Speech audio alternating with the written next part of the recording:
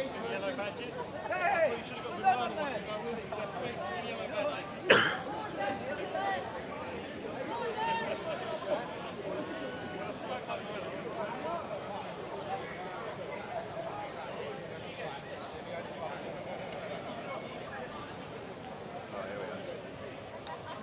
Yeah, good, thank you. How are you? Oh, nice one. Yeah. Same old shit you've done. Yeah. Yeah, definitely. There's like 5,000 to 10,000 people here, I reckon. How many you got viewing? 2,000. Yeah, yeah. Not bad, yeah. Hey.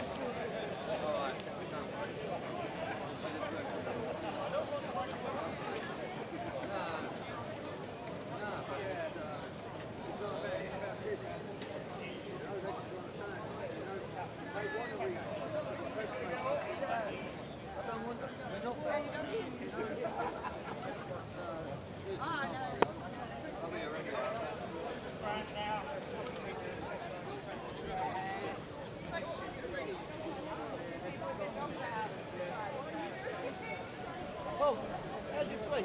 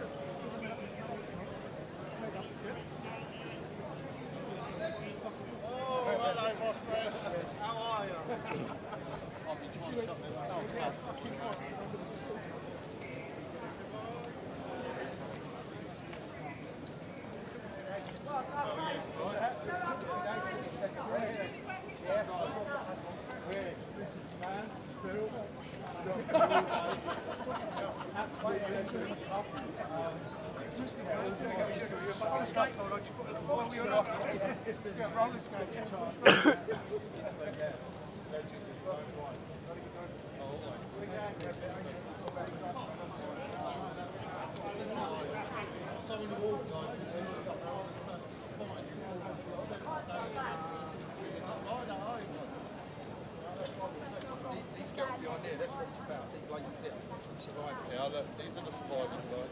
Sorry. Alright.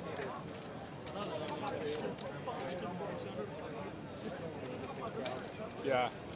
Massive.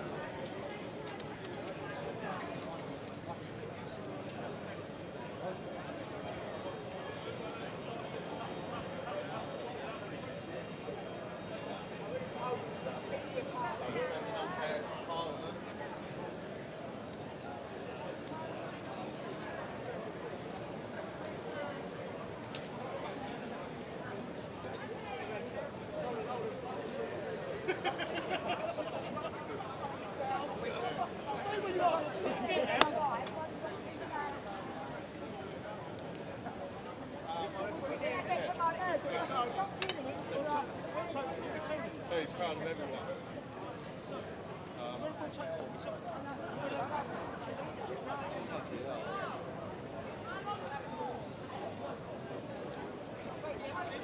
I can see else is following up in France. This is good turnout.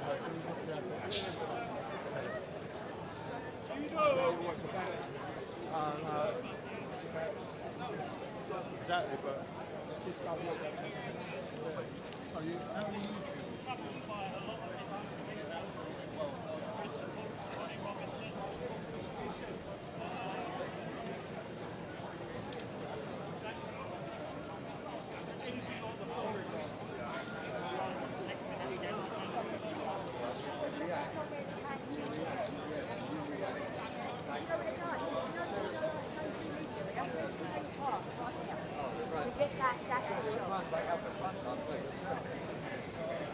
I need to get like a worker's tool belt Yeah. to like, put things in. Exactly. I keep wanting to grab my mic, and I'm like, I ain't got no more hands. Yeah.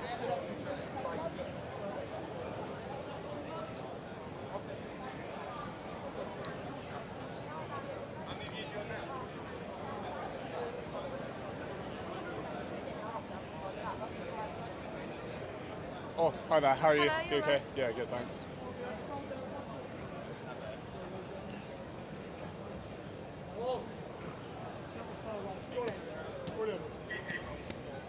Let's go. Let's go. Not exactly though. About the penalty area.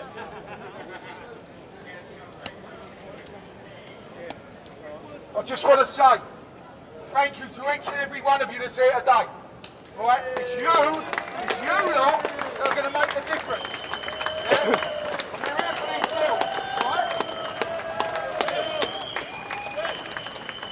Yeah, no, I can't.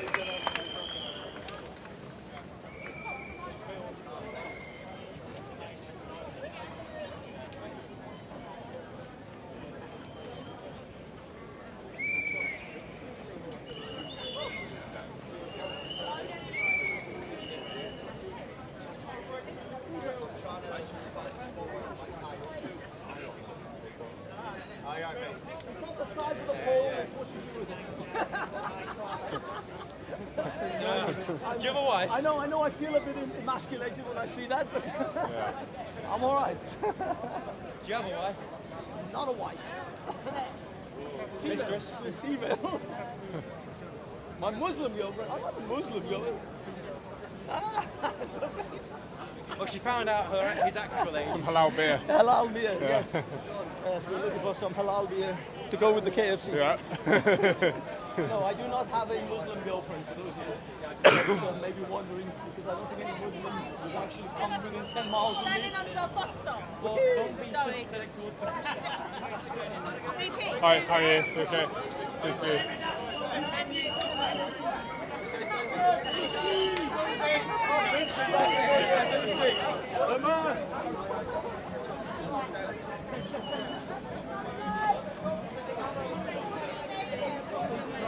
That didn't quite work. Yeah.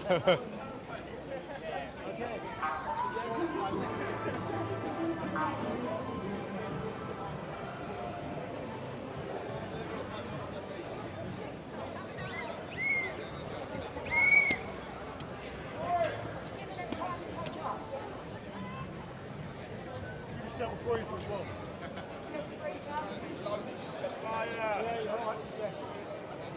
Still coming around the corner, Still coming around the corner, mate. Yeah.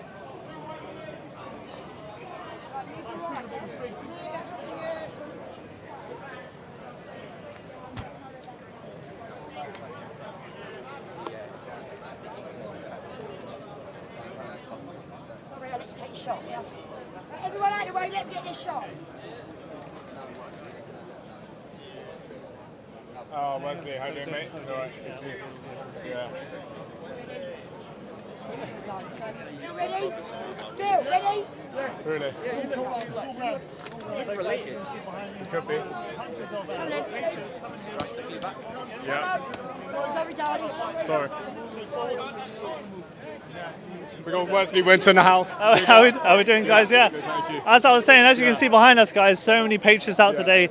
Mothers, children, fathers as well.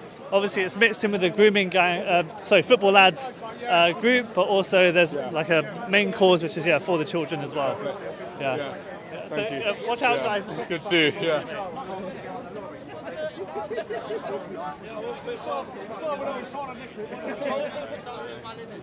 bro. Good to see you. Yeah, good, thanks. Are you NUJ? Are you NUJ? No. Oh, back to? Yeah, back to you. Oh, nice. Yeah, I'm NUJ. NUJ? NUJ, yeah. It's not easy Thank to you, get. bro. Yeah, no. Took me a year. Oh, I can Yeah. imagine that. It's worth it though, yeah. Oh, it definitely is. Yeah, definitely. Cool, I'll go on. Yeah, see you in a bit. As far as the eye can see, basically, that's how big it is. I estimate around 5 to 10,000 people or more, if not 20,000. What do you expect we'll see today? Sorry? What do you expect we'll see today? So there'll be speeches, there'll be all sorts of things taking place. There's also a counter-protest which we'll be covering as well, live and direct in near Westminster. So be sure to tune into Louis Errington on YouTube for Speakers Corner content most Sundays, and also follow Wesley Winter, who covers protests and all sorts of things across the UK. Big up. Yeah. Take the mic, mate. Yeah.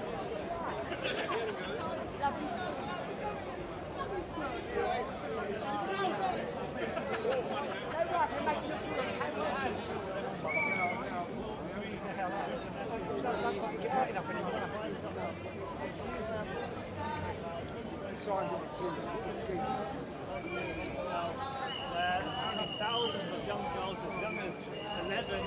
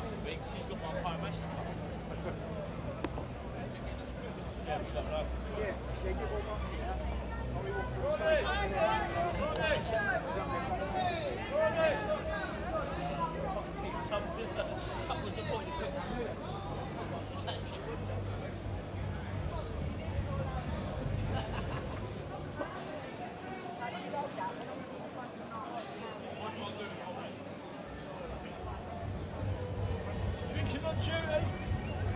First. I'll drink anything at the moment. You alright, Jim? Yeah?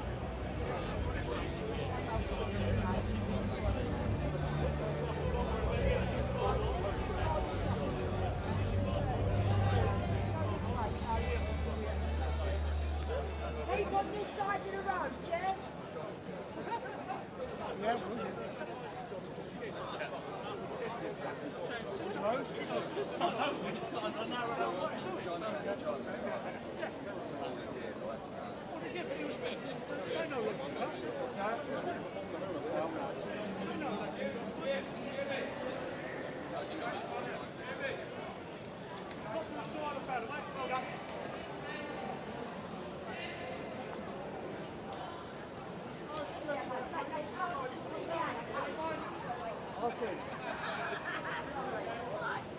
We're coming now. We're right at the way now.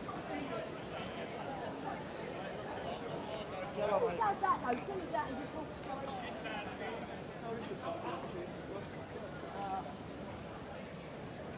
This is perfect.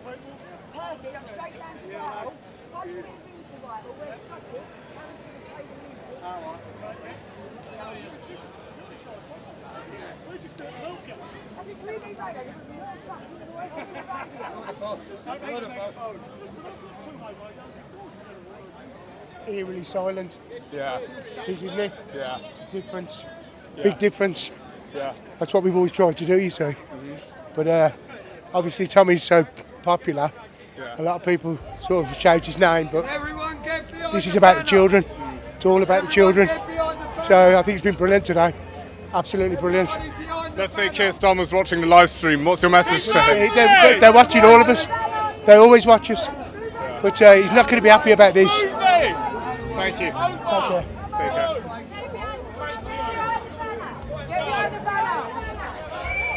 Coming through, boys, coming through. Stay there. Stay there. Keep down there.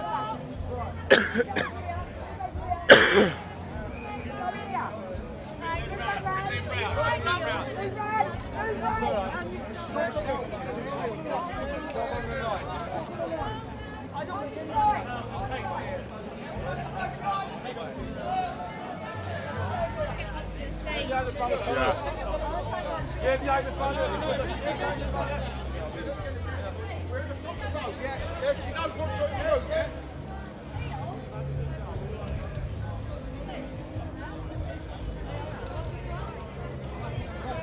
That's how we do it. Small little legs. That's it.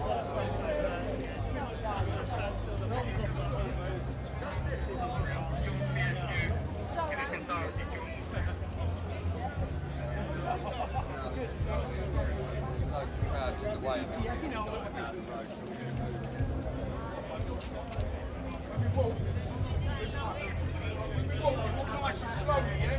Nice and slowly.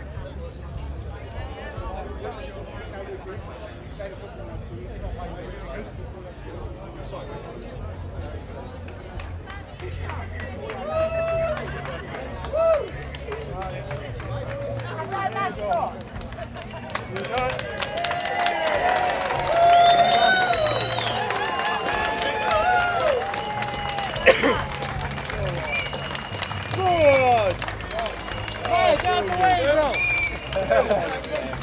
Run down, mate. Right, you all ready, fellas? Right, nice slow walk. Nice slow walk, yeah? Anyone who asks for shirts, can you get to the back, please? There's the organizer. Right, I need you to all out of the way, boys. I'll show you up. Come on, Hello, mate. please. Hello, mate. You okay? Good to. Yeah. Good, thanks. Oh my God, Yeah. that's a long walk, isn't It it? is, yeah. Oh, Very long. wasn't prepared for that. Yeah, yeah. How do I get my pass? So you go down to the media pen and they'll give them to us there. What, now? Our names. Do we go now or should we wait? Go now, because I'll get them all coming in. Okay. Go on Tuesday. I'm scared to do it safety. Just go there. Where's Tuesday? Not sure.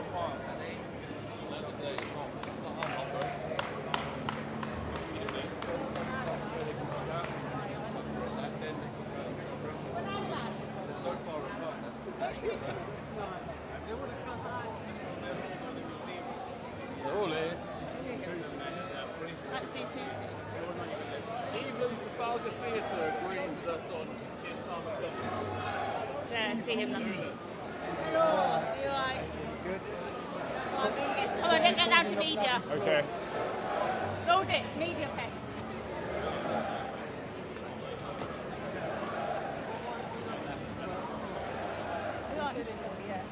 I forgot my proper tripod. Yeah. Zed!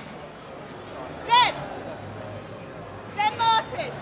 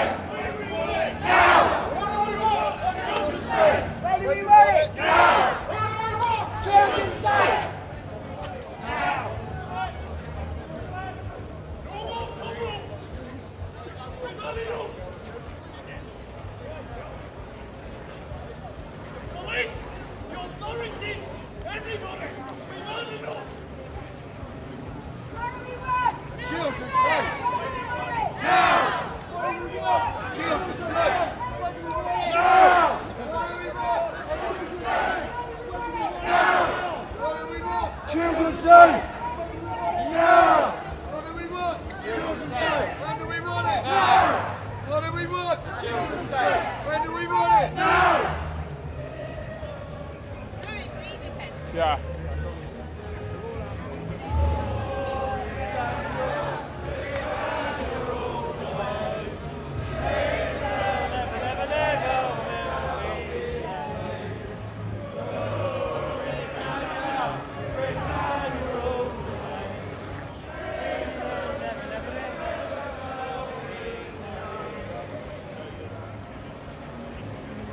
Now we are at the Horse Guards. My absolute favourite place in London.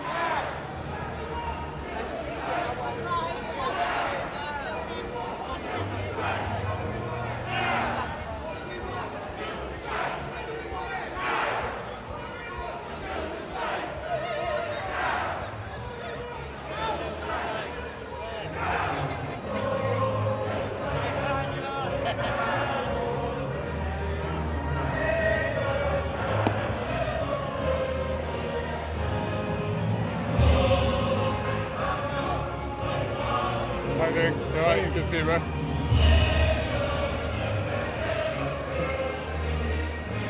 Oscar. How are you doing? You alright? Good to see you, bro.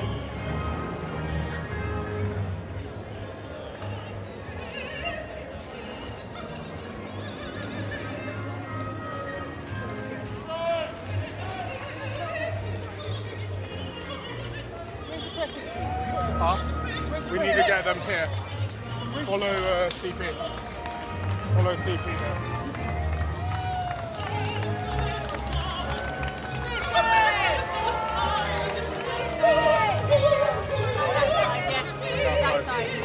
Quick.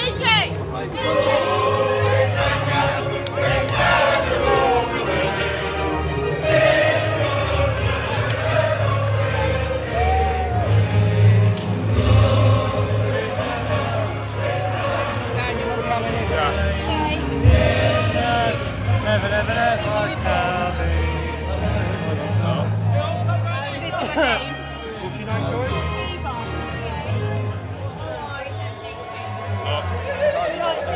There I am, there, CP4, yeah. Louis Arrington. Hold up, whoa. 1 second, one at a time. One at a time. What's your name, mate? Louis Arrington. One Generation Media. Louis Arrington. Yeah, Louis. No. That's me. Close to the top. I'm near the top. Louis. Chaps. Yeah. Yeah. Two of you. Sorry. One Generation Media. Hold on, this one. Good for it. Thank you. Are you on your own? I think so. Yeah. Thank you.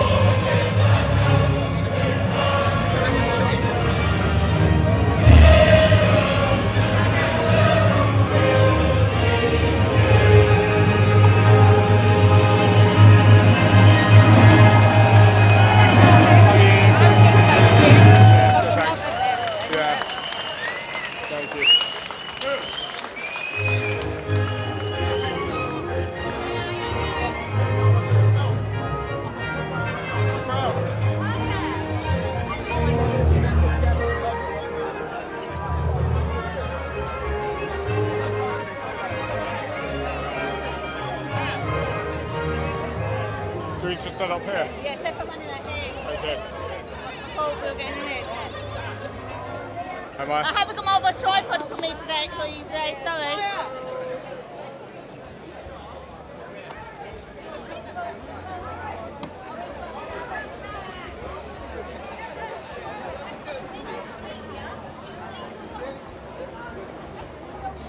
How are you doing? You alright?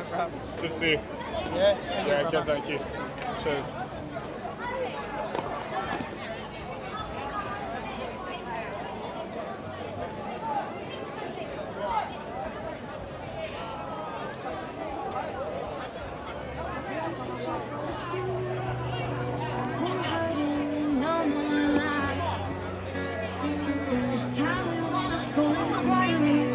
To expose all the lies over 40 years of systemic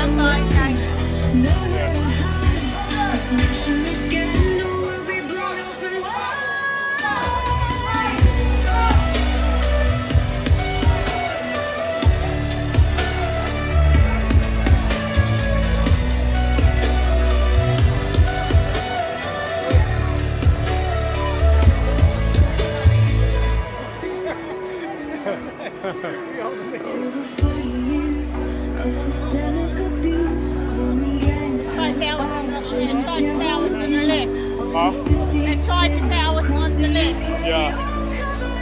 We're having down our channel names. Yeah. We want justice. The supporters shall be heard. No more lies and cover-ups. Justice must be served. The sexual exploitation of children. And no one will be heard. No one will hide this national scandal. Will be blown open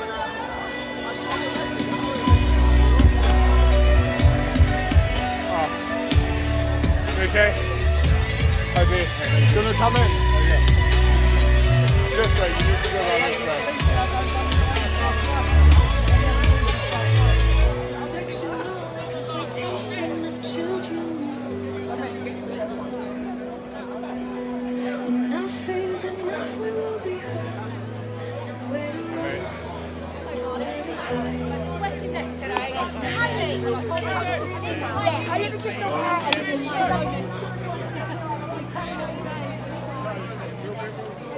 Excuse me.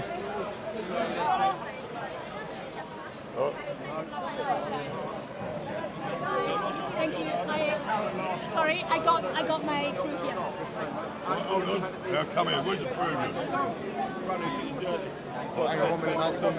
Give me three of them badges. +1. Give me three of them. I have a +1, by the way. Cheers, mate. Is it on the list, the +1? Yeah, the +1 is on the list there, Louis Errington. Near the top, +1. Thank you. I'll give this to my dad. D. I have a +1. Is that your three? Get all your mates out the pub. We need them all down here. Get them out the pub. We're just told it was okay. It's German TV.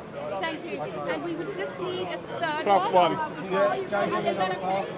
Ladies and gentlemen, I want you to give yourselves a big pat on the back for coming today. Okay. Right, you've been fantastic, right? Thanks for your support. I know, you look like a novice in this. Yeah, let's go this way. Let's go this way. We launched the For the Children campaign on the 22nd of March this year, and we kept it a little bit low key. Hi there, mate. Good to see you. But today has been amazing, and I just want to thank you all for coming. We've got some amazing speakers. Please stay and listen to what they've got a story to tell, and I want you to listen to their story. Yeah. The For the Children campaign. We're not going away. We're here forever. We want to support all the survivors. The children of this country are our future. Yeah, we have to protect them, and if them lot back there ain't going to do it, it's our job to do it as parents and grandparents.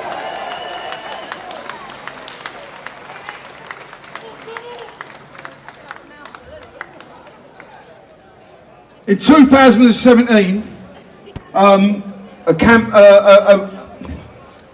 I call it? An army walked on the streets of London, and we named ourselves the Football Lads Alliance. Mate, the first march we had in June 2017, in 3 weeks we got together 10,000 lads. In October we had 75,000 football lads walking side by side, not one arrest. And today we done the same thing. We walked in. We have to put our differences aside. This is for our children, yeah. And I want to thank all the football lads that are here today for walking together again. Unbelievable, lads. You're amazing. So when we had the big march in 2017, like I said, there was no arrests. But all of a sudden, the left come out and deemed us far right and racist, yeah. Listen, this ain't about race. This ain't about colour. This is about our children, yeah. And every single man and woman out there that has a preference for younger kids, doesn't matter what colour you are, doesn't matter what race you are, the For the Children campaign are coming for you. I'm going to hand you over to Justin. We've got some amazing speakers. Listen to what this man's got to say. Please stay and listen, yeah? And then we'll all go afterwards and we'll all have a drink together, yeah? Thank you for coming. Well, hello everyone. I'd like to reiterate what Phil just said. Give yourselves a massive round of applause. I doff my hat to every single one of you that put feet on the ground today or has put feet on the ground over the last 8 years that we, as football lads, have been campaigning for a national inquiry. We first started that in 2017, and there might have been the odd person doing it, but there weren't many. So there's a lot of people that jumped on the bandwagon lately, maybe for political gains, but we were here in 2017 calling for a national inquiry. And what we did, that first march that Phil told you about, 10,000, and then the second one, 75,000 people on the streets, side by side, firms from all over this country, and concerned parents and grandparents, the same as today. Not everyone here is a football lad. We've got concerned parents and grandparents and children from all over this country, from all walks of life, of all colour, here together as one people, one colour, one nation.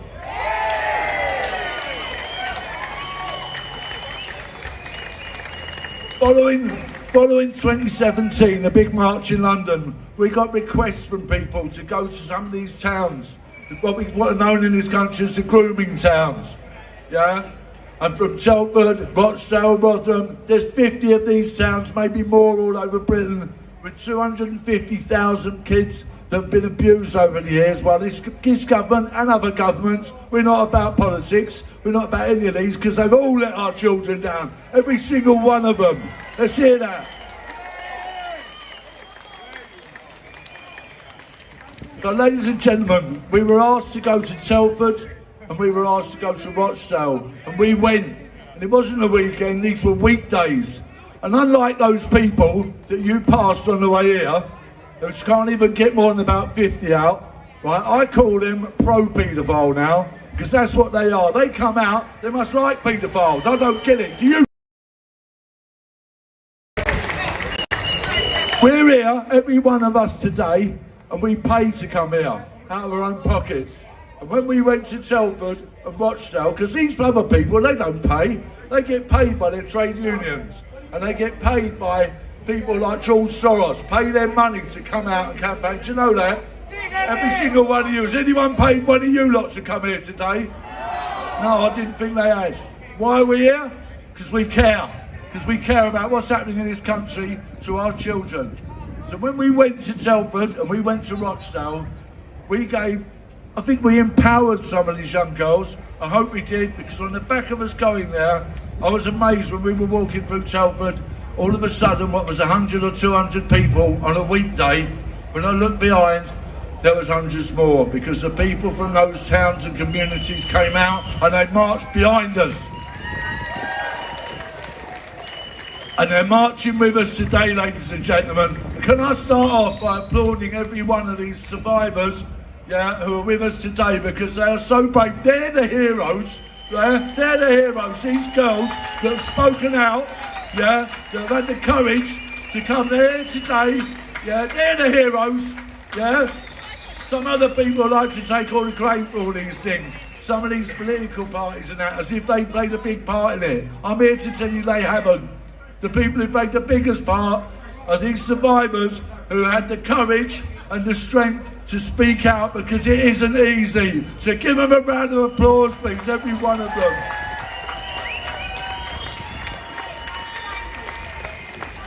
Right, on the back of what we did when we went to Rochdale and Telford, there was the one in Rochdale was already going, but the one in Telford Nagger, was sort of founded on the back of what we did.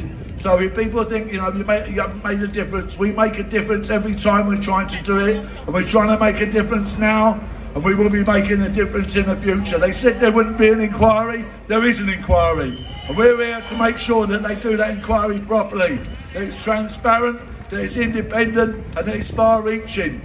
So that all these people who are complicit in this All these people, whether they're social workers, whether they're teachers, whether they're policemen, whether they're councillors, whether they're politicians, every one of those people that played a part, as Phil said, we're coming for you as well. Right, ladies and gentlemen, I'm going to get our first speaker up today. This man I met in 2017, and he'd been campaigning for years before that with a very special lady who I met with him called Linda Phillips, and she is like the godmother of all of us here. She passed a few years ago, but I'd love to hear you all please give a round of applause for Linda Phillips. She's no longer with us, and she was doing this for 25 years. So I'm going to ask Billy Howard. Yeah, Linda. Love and respect. Billy Howard, ladies and gentlemen, Pan UK Watchtower has been doing this for 20 years. Give it up for Billy Howard. Thank you guys. To see so many people here today, it gives me hope that this is going the right way. For 20 years, I've seen us hit brick wall after brick wall. Today, I've just seen that brick wall crumble. Thank you. And I want to say thank you to these guys as well, because behind the scenes they haven't stopped working to put these events on so survivors like myself can speak. And for these guys, I think they deserve a massive round of applause. My good friend Justin has just spoke to you about a lady by the name of Linda Phillips. In Rochdale, she had the nickname Mrs. Rochdale, but she soon put that to bed. She said, I'm Mrs. Hemorrhoids, because I've been up that council's arse for 30 years. Linda passed away in 2020. I was her right-hand man. She wasn't mine. She was my icon. She was the bar we all tried to reach when we're campaigning against the abuse of children. She did it for 30 years. She, like you said, that round of applause didn't do her justice. I think she can get much louder one than that.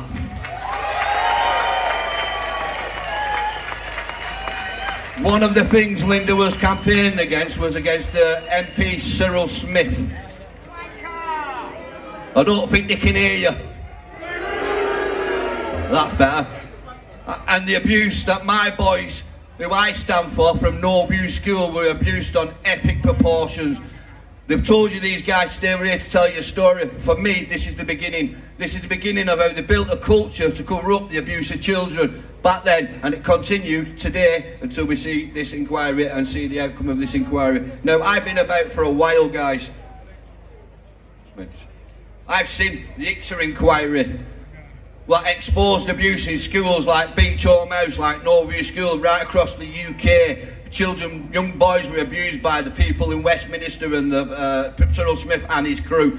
Not one person through this inquiry was held to account. We then moved on to the grooming scandal in Rochdale, which I began working on. I'm probably the only person in Rochdale that has worked with 3 girls. Nobody else has. Today they're still forgotten by the state. They received no support. They can't be here today, but they send the love and the thanks. And they say, thank you for your support, it means everything to them. Thank you. We've been to review after review. We've had Operation Augusta. Again, highlighted the absolute failings to protect your children. The absolute failures to protect the children in general right across Greater Manchester. 2 years later, they brought out Operation Span. And again, it highlighted the same failures, the same mistakes that they made in Norview, that they made in Beach Home House, that they made in Operation Augusta, and that they made in Operation Span. The reason I'm telling you this is I want to show you a pattern of a culture that's established within Westminster of covering up the abuse of children. And we do so, and I want to play you a recording now, if that's possible. Yeah. This was the head of the Crown Prosecution Service in Greater Manchester. If we can play it, I want you to hear what he says.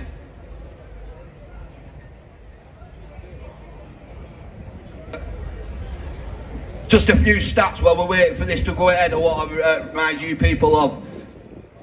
4,000 children in the UK were given police cautions for being prostitutes.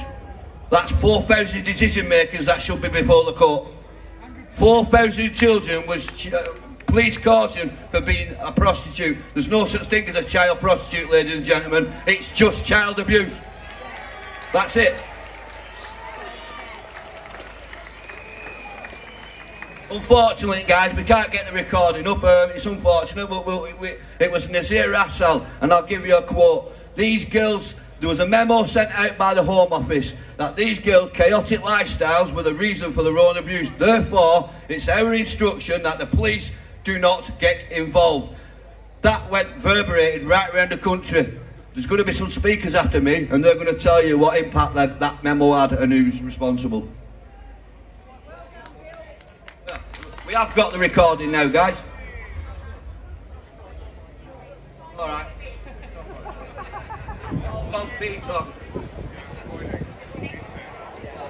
So yeah, guys, I'm going to get off now and leave it to the other speakers. I want to say a big thank you again to Justin, the team, Karen, Phil and everybody here, because this is what makes the difference. This is what will see us home, and this is what will make sure a proper inquiry is what we get. Thank you.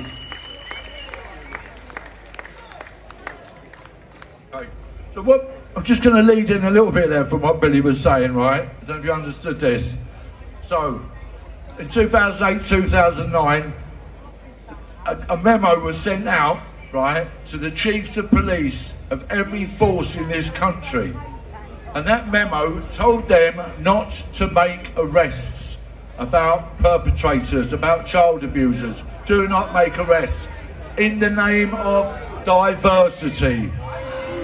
Okay, because they didn't think that it was good for their votes. Yeah, so like a lot of these other politicians, they put votes in front of our children. So the people that sent this memo out, because I want the world to know about this, okay, the memo was sent out from Gordon Brown via Jackie Smith, who was the Home Secretary at the time. And guess who was head of the CPS at that time? Yeah, you know, didn't you? Okay. So, as head of the CPS, do you not think that he might have had autonomy over that letter? That he might have wrote it himself? Yeah, as a legal advisor to the government. Yeah. Okay. So.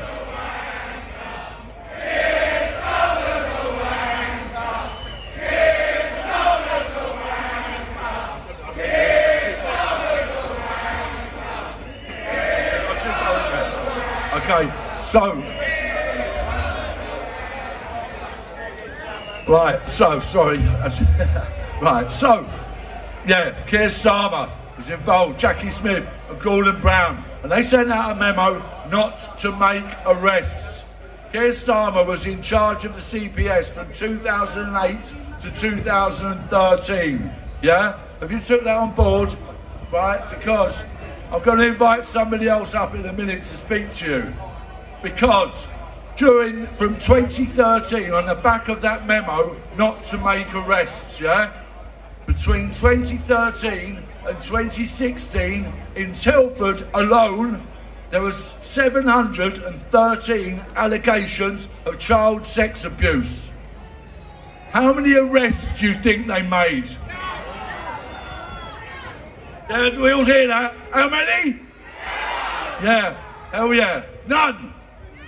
And I'm now going to invite my good friend of mine up, Anthony Wood, who founded Telford NAGA, which helps all of these people who have been gone through this terrible, horrendous, horrific abuse in Telford, just to give you a description of what that was like in Telford at that time. So ladies and gentlemen, please give it up for Anthony Wood from Telford NAGA, please.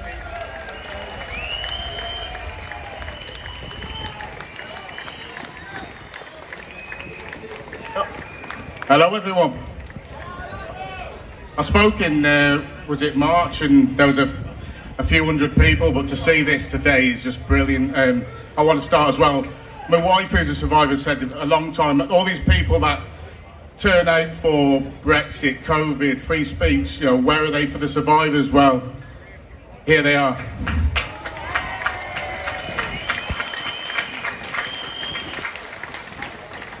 So I've been working in Telford for a number of years now, supporting survivors, trying to get justice and campaigning. Now, obviously, Telford, along with Rochdale, Rotherham, you know, it was highlighted. Yeah.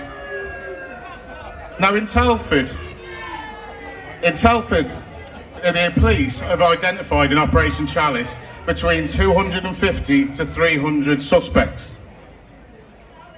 Operation Chalice, they convicted 7. Altogether, they convicted 11. And yet they said this operation was a success. Now, that leaves what? So 250 plus suspects still walking the streets. Is that a success? Exactly. And on the back of that, before we were pushing for an inquiry in Telford for a number of years, and there was basically a letter that was sent to the Home Secretary stating that we don't need an inquiry in Telford. This was signed by Liberal Democrat councillors, Labour councillors, the Chief Crime Commissioner. Now, one of the people that signed this letter is a man called Sean Davis. Now, you'd think he'd lost his job. You know, would they sack him? Would they get rid of Sean Davis? He's now the MP for Telford. He also abstained from voting for a national inquiry. Can we get a big boo for Sean Davis, please? I really hope you heard that, Sean, because I don't think you'll be MP for Telford much longer. Now, Telford had an inquiry. The government said it's a blueprint for the rest of the country. On the back of this inquiry, how many people lost their jobs? None. How many people actually held accountable? None. So how's that a blueprint for the rest of the country? So I want to lead on to the national inquiry, which, by the way, when we heard Yvette Cooper speaking about the national inquiry in Parliament, we can't deny it was amazing to hear all the things that we've been pushing for years being spoken about in there. It was vindication for people like me, but more importantly, it was vindication for survivors.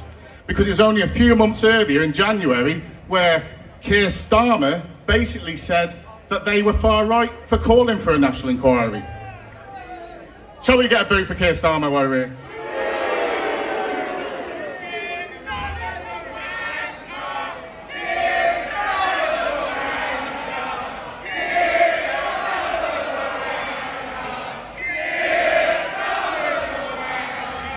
I don't think they quite heard you over there, even though they're not here. Let's carry on. Now, I just want to get into as well, it's not just, we talk about Labour, we talk about Keir Starmer, but it's not just about Labour. The Tories ignored it for 14 years. You know, they're now saying they need to do this, they need to do that, they need to do that. Well, what were they doing for the last 14 years? Nothing. They're all as bad as each other. They all try to play party politics. So, we need to ensure this national inquiry. For starters, we need the chair of the inquiry. We want someone, we can't trust our judiciary. We need someone, maybe a foreign judge. Who can you trust in our judiciary? No one. And on the back of that, also when they announced the inquiry, they were going to, I think they're reopening 800 cases, leading to 1,000 cold cases. Let's face it, most of these cases that were NFA by the CPS would have been done when Keir Starmer was head of public prosecutions. We can't trust them on this national inquiry, but we need to push them to make sure they get it done right. Before I go, there's one more thing I wanted to say, and it's, I've been talking to a family recently across the country where there are children that never had the chance to become survivors. There are children in Telford who died, in Rochdale, Manchester, Rotherham, across the country, and they never had the chance to become survivors. There's one family I've been talking to at the moment, and there's a girl from Stoke called Jodie Sheeran, and I spoke to the family recently and they asked me to keep banging the drum. Now, Jodie fell a victim to these gangs. She had a son who I want to say as well, Jaden, if anyone's seen Jaden Sheeran on the TV lately, who's been speaking out at 19 years of age, I want to give him a massive round of applause because he's been brilliant. From crime and enabling tough action on antisocial behaviour, including areas which have for too long been labelled low level and ignored, like the illegal and off-road bikes, which my constituents so often raise with me. And it will introduce mandatory reporting for child sexual abuse, one of the key recommendations from the independent inquiry into child sexual abuse, which I'll abbreviate as ICSA for the remainder of this speech. That is a long overdue measure and one long called for by our Labour Home Secretary and the Prime Minister personally. However, I remain concerned that the government is not going far enough on the issue of mandatory reporting, and that is why I have laid 3 amendments to the bill on that subject, numbered 10, 11 and 22, which my speech today will focus on. These are not intended to change government policy, quite the opposite. These amendments are intended to deliver the government's stated policy, to implement the ICSA recommendations relevant to the Home Office in full. The Home Secretary stated in January that this was the government's intention. And she reaffirmed that just yesterday, actually, in response to my question on her statement, with a firm yes, after I asked if it remained her policy to implement them in full. But there are 3 significant gaps in our plans to implement Recommendation 13 on mandatory reporting, where the bill is not delivering what ICSA recommended. With these gaps, I am concerned that the duty to report will be ineffective in some of the settings where it is most needed, religious groups in particular, and I will use the example of the Jehovah's Witnesses, the religious group which I grew up in, to illustrate how and why. They have a deep cultural distrust of secular authorities, and that leads to a culture of dealing with everything internally, as happens in a lot of different religious groups, including child sexual abuse, and reporting nothing to the police. Furthermore, their internal processes for doing so are atrocious. For example, there's something called the 2-witness rule, which means they take no action on any report of wrongdoing unless there are 2 witnesses to it. There are never 2 witnesses to child sexual abuse. I give this context to highlight why the mandatory duty to report must be absolutely watertight, as ICSA recommended, to prevent people in leadership organisations, or in leadership of organisations like this, from avoiding it. So I'll come to the 3 gaps in turn. Firstly, there are no criminal sanctions if you don't comply with the duty. I understand that the government is proposing professional sanctions, i.e. a referral to the Disclosure and Barring Service and to relevant professional regulators, but that's not actually on the face of the bill, and it would only apply to a fraction of people under the duty. It would not, for example, do much in religious settings, where so many of the failings are happening and where the duty would, if constructed properly, immensely help to protect children. ICSA were clear that failure to comply should be a criminal offence. My Amendment 10 makes this the case and proposes a fine as the appropriate sanction, which is in line with best practice overseas. Because many other countries, France, Australia, parts of Canada and so on, have introduced mandatory reporting, and many have done so with criminal sanctions of this kind. And while the government will likely say that criminal sanctions could have a chilling effect that stops people going into professions that work with children, the international evidence clearly shows that this does not happen. In the Australian state of Victoria, for example, and Professor Ben Matthews has done some extensive research on mandatory reporting laws and their efficacy, which I thoroughly encourage the Minister to ask officials to examine. The second gap relates to who actually comes under the duty to report. ICSA recommended that it should apply to anyone working, firstly, in regulated activities with children under the Safeguarding and Vulnerable Groups Act 2006. The bill uses that criterion tick. But ICSA then also recommends that it should apply to anyone in a position of trust over a child as defined by the Sexual Offences Act 2003. And that's what the bill does not include. My Amendment 22 would make it so. At the moment, the bill instead creates a list of relevant activities in Part 2 of Schedule 8, which replicates about 90% of what is in the Sexual Offences Act. But that missing 10% is critical. It includes sports coaches and teachers, for a start, which our schedule does not. And to go back to my example, the Sexual Offences Act includes a very effective definition of religious leaders in Section 22A.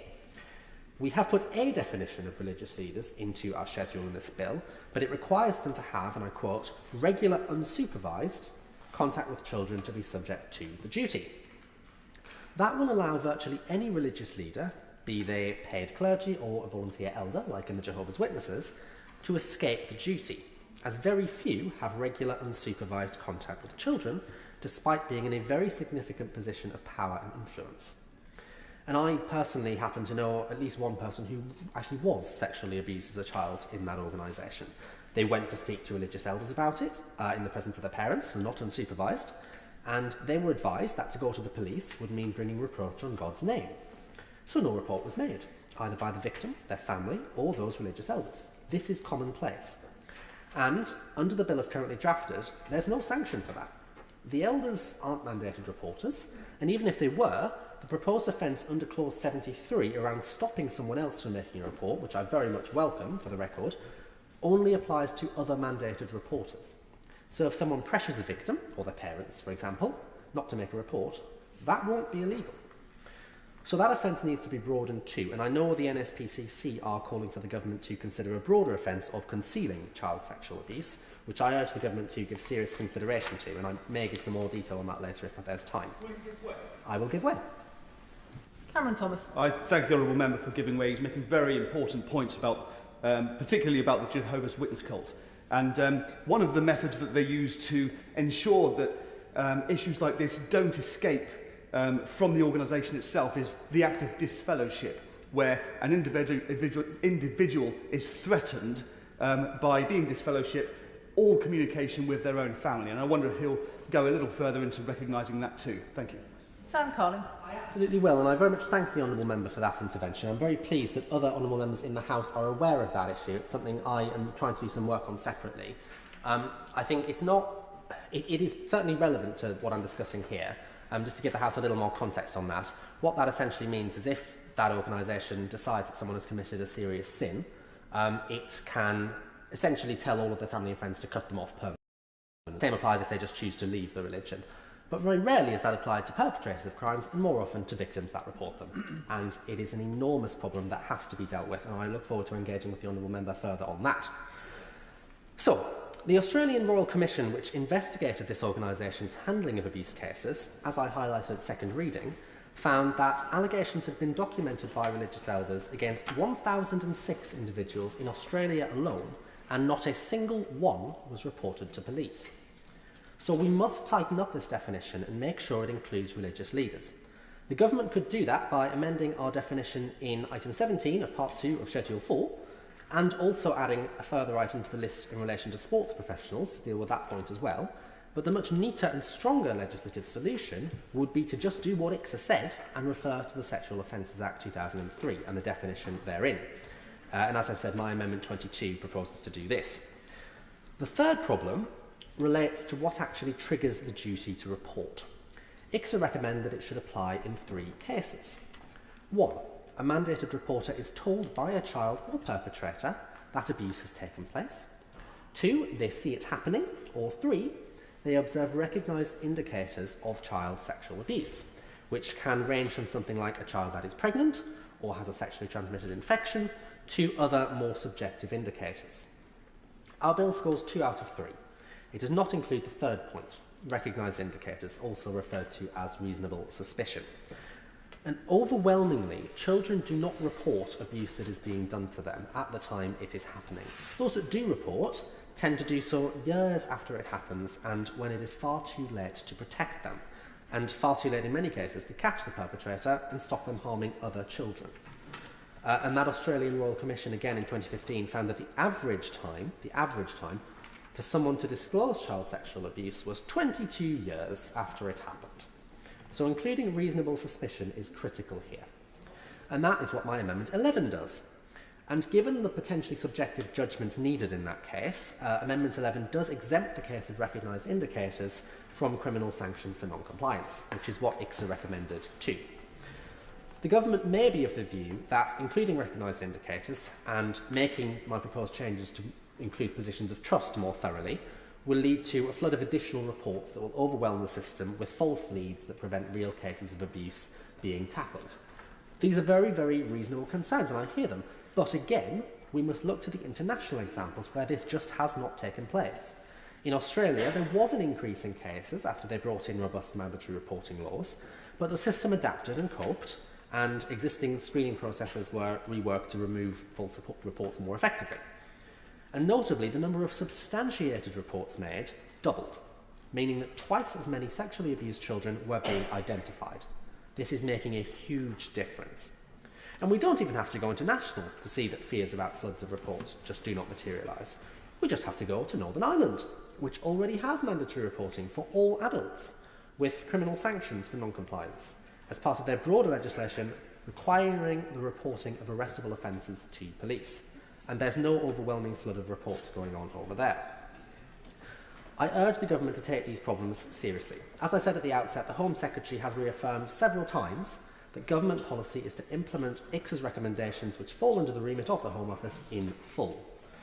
I know the government will need to reflect on these issues in detail, so I'm not going to press these amendments to votes today should the Minister not accept them, but colleagues in the other place, I'm aware, will press these amendments. A number of honourable members have signed them, with 12 signatures on Amendment 22, for example, so there is a significant fear that without these changes, the proposed mandatory reporting duty is too weak. We all want to get this right, but the impact assessment on a very similar version in the last government's criminal justice bill was damning, predicting only a very small increase in the number of reports. If I may just conclude very briefly by returning to what I mentioned earlier around a potential offence for concealing child sexual abuse. I looked at how to put this in as an amendment to broaden discussion, but it was very difficult to phrase in the correct way. Essentially, the NSPCC have highlighted a number of cases where they are arguing our bill does not go far enough to cover the multitude of ways which reports of abuse can be concealed and could allow people who intentionally conceal this crime to slip through the net. ICSA found a number of cases where they believed that actually a lack of reporting had bordered on concealment. And as a couple of examples, we can imagine that Clause 73, as currently drafted, means that a senior leader of an organisation who chooses to simply move on an employee they suspect of committing child sexual abuse, rather than ensuring they are reported to the authorities, may not be caught under the offence around preventing someone else from reporting, if their actions do not actively prevent or deter that reporting explicitly. And other actions could include communities, institutions or authorities destroying evidence of historical child sexual abuse to prevent it being reinvestigated, or in some other way hampering or impinging upon investigations that are taking place, or someone burying evidence of child sexual abuse after it's been reported to the authorities so it can't be properly investigated. And this bill provides us with a really strong opportunity, I hope, to deal with some of those issues, and I hope the government will look at that as the bill moves through the other place. So, thank you very much to Andrea Speaker for calling me, to the House for listening. To the workings of the Jehovah's Witness Church. One of the leaders of its secretive governing body was questioned at the Royal Commission into Child Abuse. He's defended a policy where abuse victims, most often women, must prove their claims to a panel of men. He's a Jehovah's Witness world leader, one of 7 men who consider themselves modern-day disciples. I'm sorry. Thank you.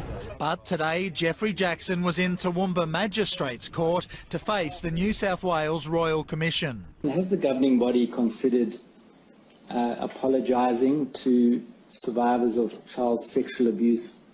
I haven't been in any discussions with regard to that. Mr Jackson acknowledged abuse problems within the church and repeatedly referred to his Bible. But in the Commission hearing room, there's only one supreme authority, Justice Peter McClellan. And the exact quote is, "Whoever holds back his rod hates his son." What does that mean? The Commission has heard that thousands of sex abuse allegations have been covered up by the church, largely because of its beliefs that only men can sit in judgment and that the Bible requires 2 witnesses to every crime. The interpretation makes it hard for young victims to get justice. What does the church do to help that person or that family in those circumstances? We would let them know that they should go to the police. He was the final Jehovah's Witness to face the Commission, which continues its inquiries. Sean Berry, 7 News.